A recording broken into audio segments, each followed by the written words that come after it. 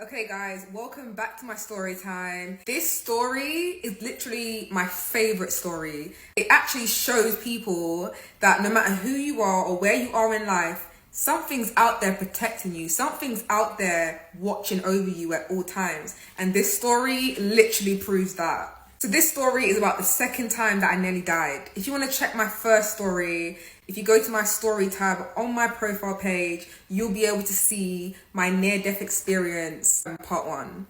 So when I was younger, I had a best friend. Wherever she was, you would see me. Wherever I was, you would see her. We was literally like Batty and Bench. For this video, I'm going to name her Tina. So me and Tina on a day-to-day basis will always meet up and just hang out in our local area with our other friends and associates. So one day we saw one of our friends who happens to be a guy that goes around stealing motorbikes and cars. So the day that we saw him, he was just driving around on this stolen Vespa, which is like a motorbike, like a ped, if you want to call it. Now to him, he was just driving around on another stolen bike, but to us, we was fascinated, like we wanted to go on it. And so we took the opportunity to ask him if we could have the bike. To no surprise, he actually just handed it over and gave us the bike. And so we ended up joyriding around on this stolen Vespa under the influence of alcohol, with no license, no insurance, no headgear, no bodywear, and no experience in driving on the main roads. Now, obviously, we're not that stupid. We definitely was taking the back roads for most of the routes that we took to avoid any interaction with the police or the authorities, and so we could get from A to B. Now, I don't know how we remained undetected for so long, but it came to the day when we caught a chase from the community police officers. We started ducking and diving through the streets. Now, of course, we are not trying to get caught. Like, that would be theft of a vehicle and driving around without a license or insurance. You know, we're in trouble. So Tina was driving, I was in the back, and she was doing all she could to get away. Now, by this point, we had to get away fast because they was talking to people on their walkie-talkies, and we just knew that if anyone else comes, we're finished. So we just thought it would be great if we just split up by this point because it was looking like 5 stars. So I decided it would be better for me to jump off the bike and for Tina to meet me at the destination because she can move faster on the bike and not worry about me on the back. And I can obviously get to the destination undetected because they'll be looking for 2 females on a bike, but there's only one and I'm on foot. So that wasn't me on the bike. Do you get what I'm trying to say? So we split up and we met at our destination. So when we met back up at our friend's house in Balham, we decided that you know, we can't be driving this bike around with no helmets because this is the reason why we're going to draw attention to ourselves. So we had a little think about who owns bikes or who has helmets or spare helmets. And we realized that Tina's younger sister's friend's brother has motorbikes and, you know, he might have some spare helmets. So we went to her house to ask her if we could borrow some spare helmets. And with luck, he actually said he had some. So we was able to pick it up the next day. So now we look more lig. Like we're driving around on this bike, having fun, getting to places much faster. And everything's much more smoother. The only issue that we had at this point was that my friend's much more taller and bigger than me and I'm quite small. And the helmets that we was given, one was big and one was small. I didn't like the one that I had because when I put it on my head, it was so tight, it would mess up my hair and makeup, and I just felt like it was just dingy and dusty. So I wasn't wearing my helmet. I decided I'm not going to wear it as I'm a passenger on this bike.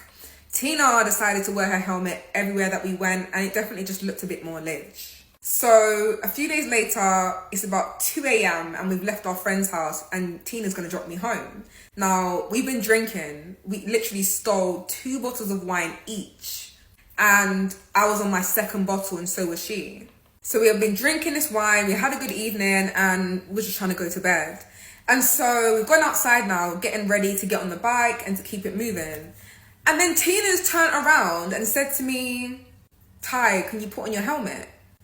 And I'm like, no, like it's dusty, it's tight, like I don't want to wear the helmet. You know, we're going around the corner. The next thing you know, she starts moving out of character and insisting that I put this helmet on or she's not going anywhere. So I'm continuously disputing this, like, no, like, why do you care so much? For the past couple days, I've been driving around with no helmet.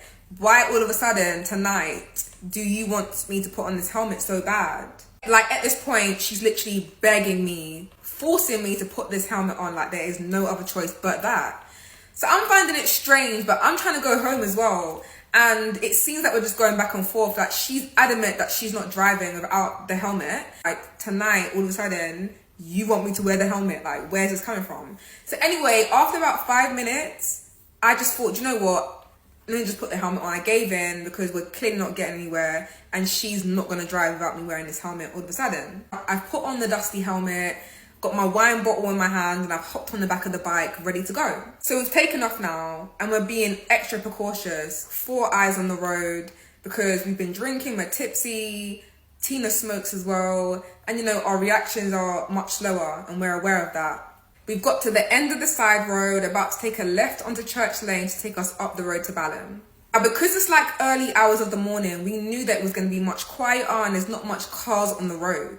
We're taking our time, we're looking left and right, and we're just making sure that we're doing all the right things in order to get there safely. So we've looked left up the road and we can see it's completely clear, there's no cars on the road. We've looked right and we can see it's clear, but there is a white van that is blocking our view down the road, so we can't see what's going on behind the van. But from the surrounding sounds and everything that was going on in the area, we just knew it was quiet. There's no one on this road right now. As we'd indicated and pulled out to turn left, immediately, out of nowhere, a car comes blasting down the road from the right, smashing into us at full speed, to the point where we've all gone up in the air, including the bike, slammed back down onto the pavement, hitting my head off the corner of the pavement and cracking my helmet. Guys, when I say my whole body switched off, I couldn't feel nothing. I was just laying there. I couldn't move, I couldn't do anything. But I started to see people coming out of their houses, running over. There's some man getting out of his car, and everyone's just coming over to us to see if we're okay. Next thing you know, the ambulance has turned up, the police are here, they've come over to me, they're literally cutting my clothes open. I remember as well, I was on the floor, obviously I'm alive, yeah, but I'm telling them, no, stop cutting my River Island jeans. They were literally the only pair of jeans that I owned. So I was like, I need those. Can you not cut them open, please? But they didn't listen to me and they started cutting my clothes open. The police were basically saying that once we get seen in hospital, we're going to be arrested for this offence. And so we were just like, fuck, like we're done. Like this is it. And so we was taken to the hospital. My mum turned up with an angry face. It was so awkward. My friend Tina decided to self-medicate and escape from the hospital in a wheelchair with her leg literally swollen 10 times the size of what it's supposed to be. Green, blooded. She didn't care. She couldn't even walk. But she decided to make a run for it because she just didn't want to get arrested. I couldn't do that because my mum was there. So I was laying in the hospital bed thinking, oh my God, like when I get discharged, the first thing I'm gonna have to do is go and see the police. Like literally, they're gonna just take me. Now, by God's grace, that didn't even happen. Like we ended up just not getting in trouble for it. And that was God. But guys, deep this situation, had I not wore that helmet that evening, had I not listened to my friend, it would have been my head cracked off the side of the curb and I would not be here today. It was like something came through Tina to tell me that I needed to put that helmet on and create such a fuss that I did put that helmet on because it knew that in a few moments, we was about to have a crash. Like this is the clearest example of divine intervention. There's something out there orchestrating things to favor you, whether you see it or not. No matter if you're going through a hard time, no matter who you are, what stage of life you're at. Because at this time, I was on the streets. I was unhealthy. I wasn't connected to God. I was just like literally a reckless child.